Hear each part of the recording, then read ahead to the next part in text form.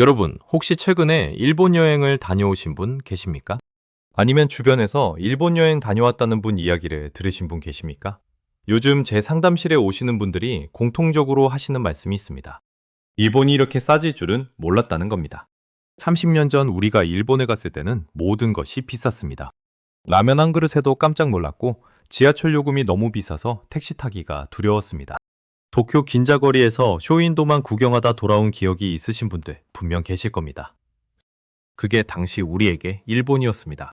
가까이 있지만 손에 닿지 않는 나라, 구경만 하고 와야 하는 나라였습니다. 그런데 지금은 어떻습니까? 반대가 됐습니다. 일본 편의점 도시락이 한국보다 싸다고 합니다. 오사카 도톤보리에서 먹는 타코야키 한 봉지가 서울 명동거리 분식보다 저렴하다는 이야기가 나옵니다. 외국 관광객들이 도쿄로, 교토로 몰려들고 있습니다. 특히 한국 여행객들이 일본으로 쏟아지고 있죠. 이 풍경을 보면서 뭔가 이상하다는 느낌 받으셨습니까? 아니면 그냥 일본이 착해진 거라고 생각하셨습니까? 저도 젊었을 때 일본을 참 두려운 존재로 여겼습니다. 그때 제가 일했던 분야에서는 일본 사례를 항상 교과서처럼 따랐습니다. 일본이 하면 우리도 뒤따랐고, 일본 보고서가 나오면 우리 쪽에서도 비슷한 분석이 나왔습니다. 일본이 앞서가고 우리가 뒤따르는 게 당연한 질서처럼 여겨지던 시절이었습니다. 일본 엔화가 강해질 때마다 우리 수출 기업들이 긴장했고, 일본이 어떤 기술을 들고 나오느냐에 따라 우리 산업 지형이 바뀌었습니다. 그리고 중국은 어땠습니까? 2000년대 이후로 중국은 그야말로 무서운 존재였습니다. 반도체에서 전기차까지, 조선업에서 태양광까지, 중국이 들어오면 그 산업이 무너진다는 이야기가 끊이질 않았습니다. 중국이 다음엔 어느 분야를 잡아먹을까? 이런 걱정이 진짜였습니다. 조선업에서 우리가 어렵게 쌓아온 기술력을 중국이 따라잡기 시작했을 때 저도 정말 무서웠습니다. 이 추세라면 언젠가 모든 분야에서 중국에 밀리는 것 아닌가, 그런 불안이 업계 전반에 퍼져 있었습니다. 그런데 지금 상황을 보면 뭔가 달라지고 있습니다. 단순히 달라지는 게 아니라 두 나라 모두 지금까지 써왔던 성장 방정식이 더 이상 작동하지 않는 시점에 도달한 것으로 보입니다. 이것이 몰락입니까? 저는 그 단어를 쉽게 쓰고 싶지 않습니다. 40년 현장 경험으로 볼 때 어떤 나라도 그렇게 단순하게 끝나지는 않습니다. 중국은 14억 명의 인구와 세계 2위 규모의 경제를 가진 나라입니다. 일본은 여전히 세계 4위 경제대국입니다. 이 나라들이 하루아침에 무너질 리 없습니다. 하지만 분명한 것은 두 나라가 지금 거대한 구조적 전환의 고통을 겪고 있다는 사실입니다. 지금까지 그들을 성장시켜온 엔진이 교체되는 시기에 들어섰다는 겁니다. 그리고 그 전환이 우리 자산에 어떤 영향을 미치는지 오늘 솔직하게 말씀드리겠습니다. 제가 이 이야기를 드리는 이유는 단 하나입니다. 여러분이 지금 어디에 돈을 넣어두고 있는지, 그 구조가 이 변화 속에서 안전한지 스스로 확인하실 수 있도록 하기 위해서입니다. 안녕하십니까? 저는 국제경제 분석과 산업구조 연구 분야에서 40년 가까이 일하다가 지난해 정년을 마치고 지금은 작은 경제연구소를 운영하면서 개인 자산관리 상담과 경제분석 컨설팅을 해드리고 있는 박 소장입니다. 1997년 IMF 외환위기 당시 저는 그 현장 한복판에 있었습니다. 주변 동료들이 짐을 싸들고 나오는 것을 직접 봤고 평생 모은 것이 한순간에 사라지는 것도 봤습니다. 함께 일하던 선배 한 분은 퇴직금 받아서 차린 작은 사업이 반년 만에 무너졌습니다. 그분이 짐박스를 들고 나가시던 뒷모습이 지금도 눈에 선합니다. 그때 그 경험이 지금 제가 하는 모든 분석에 바탕이 되어 있습니다. 요즘 상담실에서 만나는 분들을 보면 그때와 비슷한 불안감을 느끼시는 분들이 많습니다. 불안이 느껴지신다면 그것이 신호입니다. 이 이야기가 여러분의 자산을 지키는데 조금이라도 도움이 된다면 구독과 좋아요로 함께 해주십시오. 지금 여러분은 중국이나 일본과 연관된 투자를 하고 계십니까? 혹시 이 두 나라의 경제 변화가 여러분의 자산에 영향을 줄 것이라고 생각하십니까? 댓글로 남겨주시면 제가 직접 조언해드리겠습니다. 자, 지금부터 중국과 일본 경제 구조 전환의 5가지 핵심 흐름을 말씀드리겠습니다. 먼저 중국 반도체 이야기부터 시작하겠습니다. 반도체가 뭔지 간단히 말씀드리면 요즘 세상에서 군사력, 경제력, 기술력을 모두 결정하는 핵심 부품입니다. 냉전 시대의 핵이 국력이었다면 지금은 반도체가 국력입니다. 이것 하나를 못 만들면 스마트폰도 못 만들고 인공지능도 못 돌리고 미사일 유도 장치도 못 만드는 시대가 됐습니다. 여러분이 지금 들고 계신 스마트폰 안에 반도체가 몇 개나 들어가는지 아십니까? 최소 수십 개입니다. 고급 차량에는 수천 개가 들어갑니다. 이 부품 하나가 없으면 차가 출고되지 않고 군함이 작동하지 않고 비행기가 뜨지 못합니다. 중국은 이걸 누구보다 잘 알고 있었습니다. 2014년 중국이 이른바 반도체 굴기를 선언했을 때 저도 현장에서 그 뉴스를 들었습니다. 당시 제가 분석하던 보고서에서도 이건 진심이다, 이걸 막을 수 있을 나라가 있겠느냐는 이야기가 나왔습니다. 중국 정부가 2천억 달러, 우리 돈으로 200조 원을 훌쩍 넘는 규모의 산업펀드와 보조금을 조성해서 반도체 산업에 쏟아붓기 시작했습니다. 200조 원이 얼마인지 감이 안 오시죠? 우리나라 1년 국방 예산이 약 50조 원 수준입니다. 그걸 4배 이상 쏟아부은 겁니다. 숫자만 보면 어마어마합니다. 중국 반도체 산업 육성 정책의 이름이 국가 직접회로 산업 투자펀드입니다. 줄여서 대기금이라고 부릅니다. 1호 펀드, 2호 펀드가 연달아 설립됐고 각지에서 지방정부 펀드까지 더해졌습니다. 중국 정부가 반도체 회사를 세우면 보조금이 나오고 부지가 제공되고 세금이 감면됐습니다. 중국 전역에서 반도체 공장 건설 붐이 일었습니다. 외부에서 보기에는 정말 무서운 기세였습니다. 그런데 지금은 어떻습니까? 2020년 미국이 화웨이에 반도체 수출 제한을 걸었습니다. 그 다음 해에는 첨단 장비 수출까지 막았습니다. 네덜란드의 반도체 노광 장비, 즉 극자외선 노광기라고 하는 최첨단 장비에 중국 수출이 막혔습니다.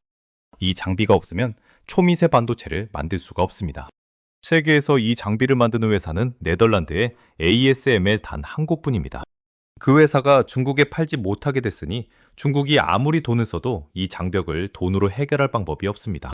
중국이 자체 개발을 시도하고 있지만 현재 기술 수준은 글로벌 선두권과 최소 3세대 이상 차이가 납니다. 3세대면 최소 6년에서 10년 차이입니다. 수십조 원의 보조금을 투입했음에도 불구하고 기술 격차는 쉽게 좁혀지지 않고 있는 겁니다. 더 복잡한 문제는 내부에 있습니다. 중국 반도체 펀드 집행 과정에서 비리 수사가 잇따랐습니다. 자금이 제대로 기술 개발에 쓰였는지에 대한 의문이 계속 제기됐습니다. 반도체 펀드를 관리하던 고위 관계자들이 줄줄이 사정 대상이 됐습니다. 돈이 반도체 공장이 아니라 다른 곳으로 흘렀다는 의혹이 터진 겁니다.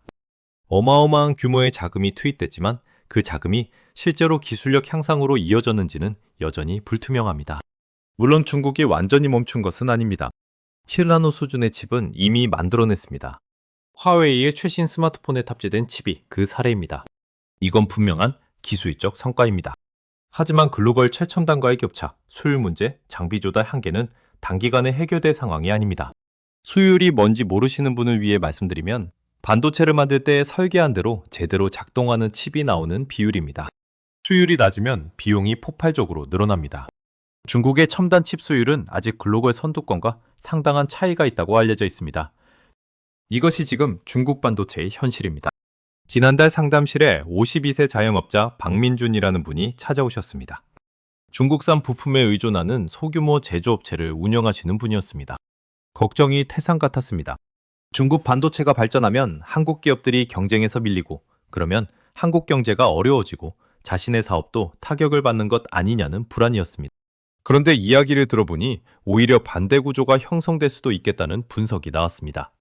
중국 반도체 산업이 기술 제재로 흔들리면서 한국 반도체의 공급망 역할이 더 중요해지는 구조입니다. 불안을 확인했다기보다 구조를 이해하고 나니 오히려 안도하셨습니다. 박민준 씨가 나가시면서 하신 말씀이 기억납니다. 알고 나니 덜 무서워진다고 하셨습니다. 다음으로 중국 전기차 산업 이야기입니다. 2018년, 2020년 무렵을 기억하십니까? 중국에서 전기차 스타트업이 우후죽순처럼 생겨났습니다. 정부 보조금이 쏟아졌고 너도 나도 전기차 회사를 세웠습니다. 당시 중국 전기차 스타트업이 300개가 넘었다는 이야기가 나왔습니다. 차를 만들어 본 적도 없는 회사들이 보조금을 받아 공장 부지를 잡고 직원을 채용했습니다. 쇼룸은 화려했지만 실제로 차가 제대로 나오는 곳은 많지 않았습니다. 규모만 보면 세상을 뒤집을 것 같은 기세였습니다. 여기서 중요한 점을 말씀드려야겠습니다. 보조금으로 만들어진 시장은 보조금이 조정될 때 반드시 흔들립니다. 저는 1997년 전후로 우리나라에서도 비슷한 장면을 봤습니다.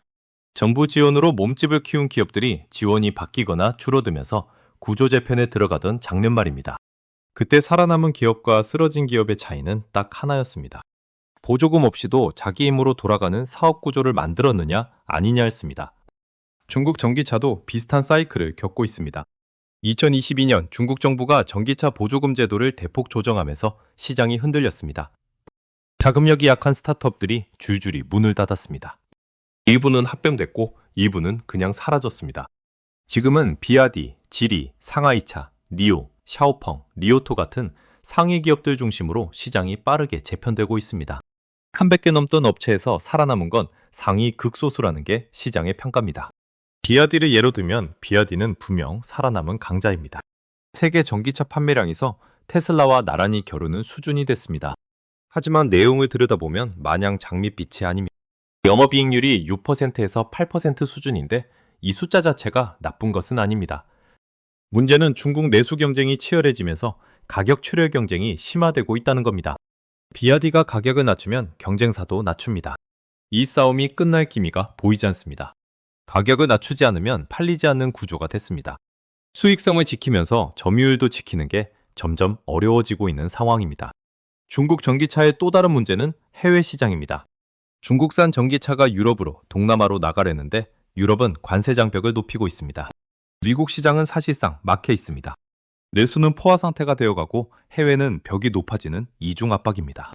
이 구조가 어떻게 풀릴지는 아직 아무도 모릅니다.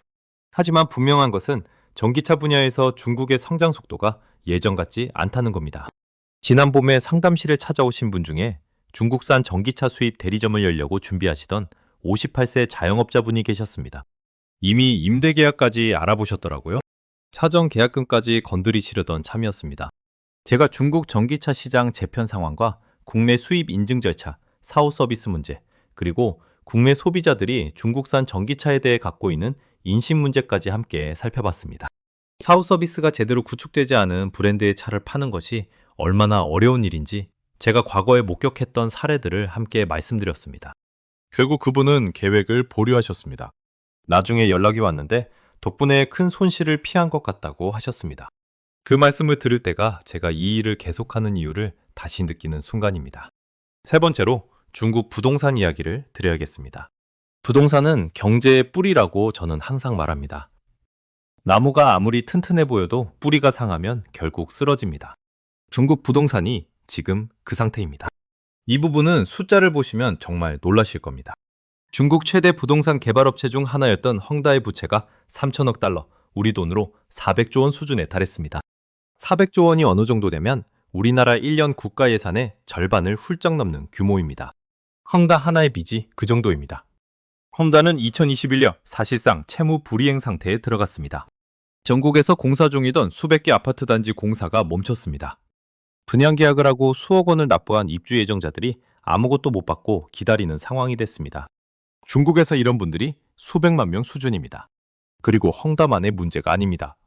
기구의 위안, 우리가 컨트리 가든이라고 부르는 회사도 디폴트 상황에 몰렸습니다. 컨트리 가든은 헝다보다 더 큰 기업이었습니다. 판매 호수수 기준으로 세계 최대 부동산 개발업체였습니다. 그 회사가 무너졌습니다. 융창, 화샤행복, 수많은 부동산 개발업체들이 잇따라 어려움에 처했습니다. 중국 부동산 개발업체들의 부채 총합은 시장에서 수조 달러 수준으로 추산됩니다. 중국 신규 주택 착공 면적이 2022년 이후 일부 연도 기준으로 40에서 50% 감소했습니다. 집을 안 짓는 게 아닙니다. 못 짓는 겁니다. 분양이 안 되고 자금이 막히니 공사가 멈추는 겁니다.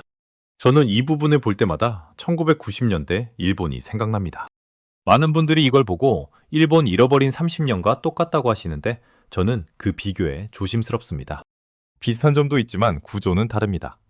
일본은 중앙은행이 금리를 올리면서 버블이 한 번에 터졌습니다. 명확한 트리거가 있었던 겁니다. 중국은 부동산 과열을 막기 위한 정부 규제가 하나, 인구 감소 추세가 하나, 지방정부 재정 악화가 하나, 이 세 가지가 동시에 작용하고 있습니다. 어쩌면 더 복잡하고 풀기 어려운 구조일 수도 있습니다.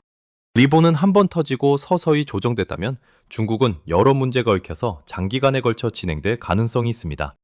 특히 지방정부 재정 문제는 잘 알려지지 않은 심각한 문제입니다. 중국 지방정부들은 토지 매각 수익으로 재정을 운영해왔습니다. 부동산 개발업체에 땅을 팔아서 세금처럼 활용한 겁니다. 그런데 부동산 시장이 가라앉으면서 토지 매각이 줄었고 지방정부 재정이 악화됐습니다. 지방정부가 직원 월급을 제때 못 주는 경우도 나왔습니다. 이 문제가 전국적으로 퍼져 있습니다. 지난 여름 상담실에 68세 은퇴자 이순자라는 분이 오셨습니다.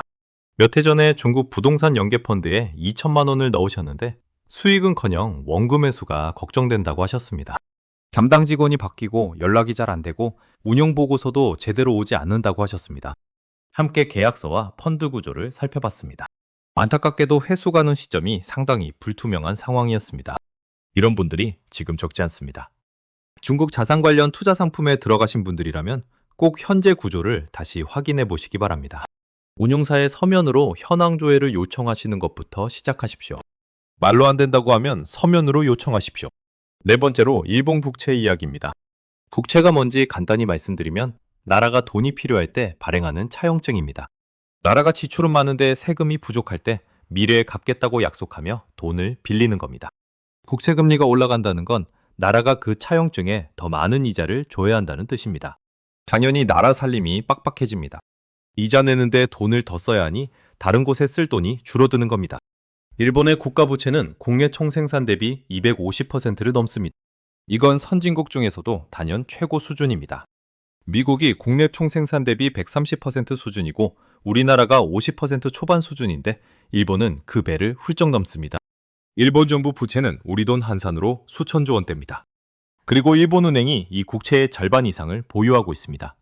중앙은행이 자기 나라 국채를 절반 이상 들고 있다는 것, 이게 얼마나 이례적인 상황인지 아시겠습니까? 보통 국채는 연기금, 은행, 외국인 투자자 등 다양한 주체가 나눠서 보유하는 게 정상입니다. 중앙은행이 절반 이상 들고 있다는 건 시장에서 살 사람이 부족할 만큼 많이 발행됐다는 신호이기도 합니다. 최근 일본 국채 금리가 수십 년 만에 최고 수준으로 올라갔습니다. 그동안 일본은 초저금리, 심지어 마이너스 금리까지 유지하면서 버텨왔는데 그 구조가 흔들리기 시작한 겁니다. 일본이 왜 그렇게 오래 초저금리를 유지했냐고요?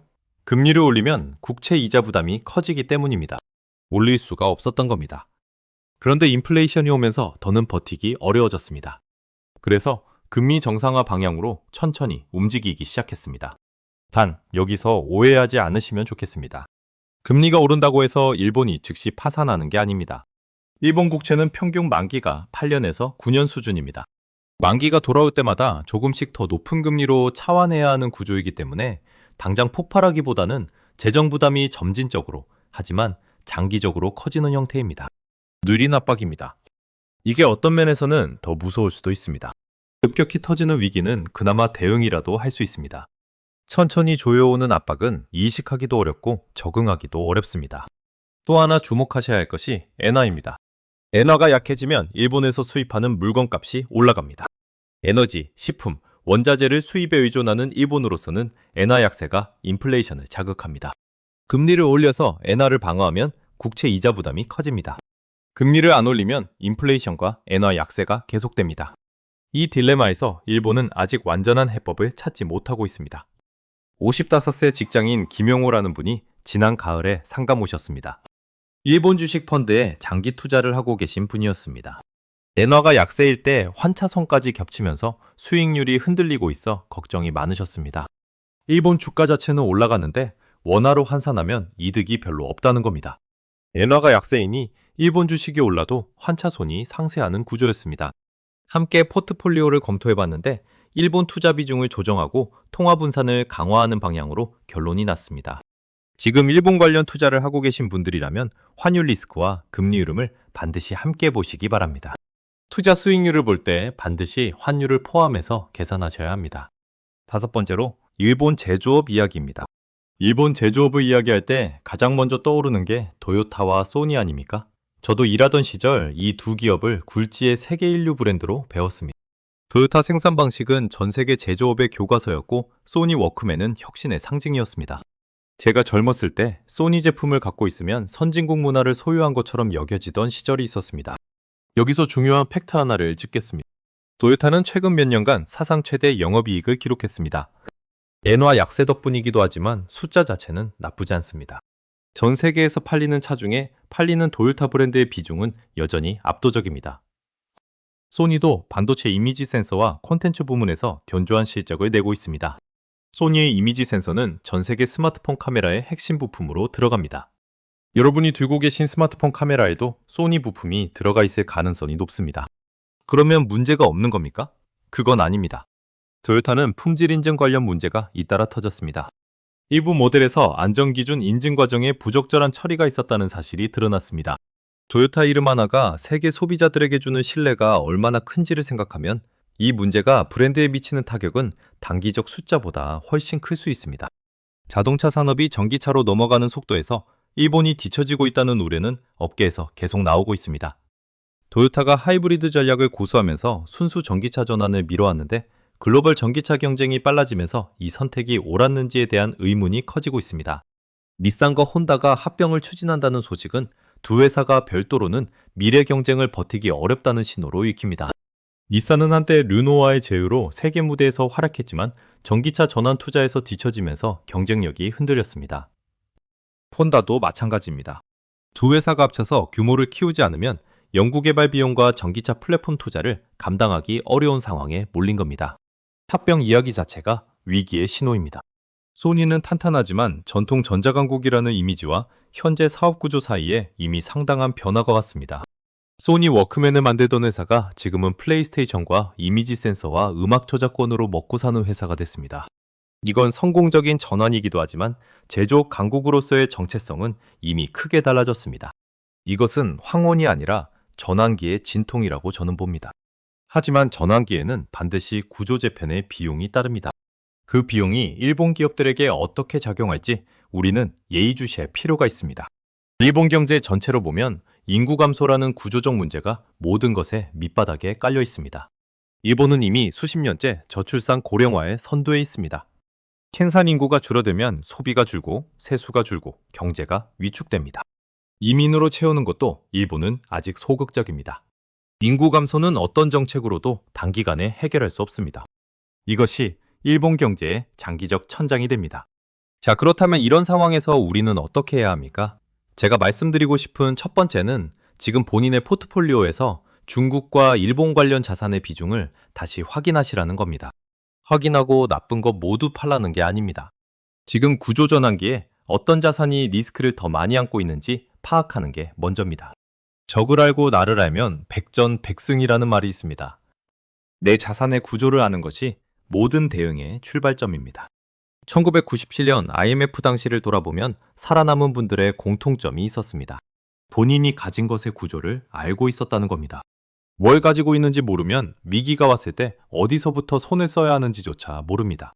당시 제 주변에서 가장 빨리 무너진 분들은 남들이 한다고 해서 들어간 투자 상품을 본인이 제대로 이해하지 못하고 있었습니다. 어디에 어떻게 묶여 있는지도 몰랐습니다. 그러다 위기가 닥쳤을 때 어떻게 해야 할지 판단조차 못한 채 시간을 흐려보냈습니다. 지금 중국 부동산 연계 상품이나 중국 기업 채권, 일본 엔화 연계 상품에 들어가 계신 분이 있다면 그 구조와 만기, 환율 조건을 오늘 다시 확인하십시오. 확인이 끝나면 전체 자산 중에서 특정 국가나 특정 통화에 얼마나 집중되어 있는지 보십시오. 달걀을 한 바구니에 담지 말라는 말 아시죠? 중국과 일본이 동시에 구조전환기를 겪고 있다면 이 두 나라의 자산이 집중된 분들은 지금 그 리스크를 직접 안고 있는 겁니다. 분산이 필요한 시점입니다. 두 번째로 말씀드리고 싶은 것은 통화 분산입니다. 중국 위안화와 일본 엔화는 현재 각각 독특한 리스크를 안고 있습니다. 위안화는 중국 경기 둔화와 자본 유출 리스크가 있고 엔화는 초저금리 정책의 변화에 따라 큰 변동성을 보이고 있습니다. 이 두 통화에만 자산이 집중되어 있다면 달러나 금 현물을 일정 비중 추가하는 것이 바람직합니다. 달러를 보유하라는 게 달러만 사라는 게 아닙니다. 달러는 여전히 글로벌 기축통화입니다. 위기가 오면 자금이 달러로 몰리는 경향이 있습니다. 이것은 역사가 반복해서 보여준 패턴입니다. IMF 때도 그랬고 2008년 금융위기 때도 그랬습니다. 전체 자산의 일부를 달러 자산으로 보유하는 것은 보험 역할을 합니다. 금 현물도 마찬가지입니다. 금은 어떤 통화로도 대체할 수 없는 실물 자산입니다. 달러도 흔들릴 수 있는 극단적 상황에서 금은 여전히 가치를 유지합니다. 저는 개인적으로 소액 투자를 하면서도 현금과 금 보유 비중을 일정하게 유지합니다. 이게 수익률을 극대화하는 전략은 아닙니다. 하지만 어떤 충격이 와도 버틸 수 있는 기반입니다. 1997년, 그때도 그랬고 2008년 금융위기 때도 그랬습니다. 위기는 예고 없이 옵니다. 예고 없이 왔을 때도 버틸 수 있는 구조를 만들어 놓는 것. 이것이 제가 40년 현장에서 배운 가장 기초적인 원칙입니다. 수익률을 쫓다가 유동성을 잃으면 안 됩니다. 현금을 확보해 두어야 기회가 왔을 때 움직일 수 있습니다. 세 번째로 말씀드리고 싶은 것은 중국과 일본의 구조 전환에서 수혜를 받을 수 있는 흐름을 파악하시라는 겁니다. 이것을 투자 기회라고 쉽게 말하기는 어렵습니다. 하지만 경제 흐름을 이해하는 틀로 활용하실 수는 있습니다. 중국이 미국 주도 공급망에서 배제되면서 한국의 반도체 후공정, 첨단 소재 분야의 역할이 커지고 있습니다. 반도체 후공정이 뭔지 간단히 말씀드리면 완성된 칩을 최종 제품에 사용할 수 있도록 패키징하고 테스트하는 공정입니다. 첨단 칩일수록 이 후공정이 더 복잡하고 고도화됩니다. 중국이 제재를 받으면서 이 후공정 분야에서 한국의 역할이 더 중요해지는 구조가 형성되고 있습니다.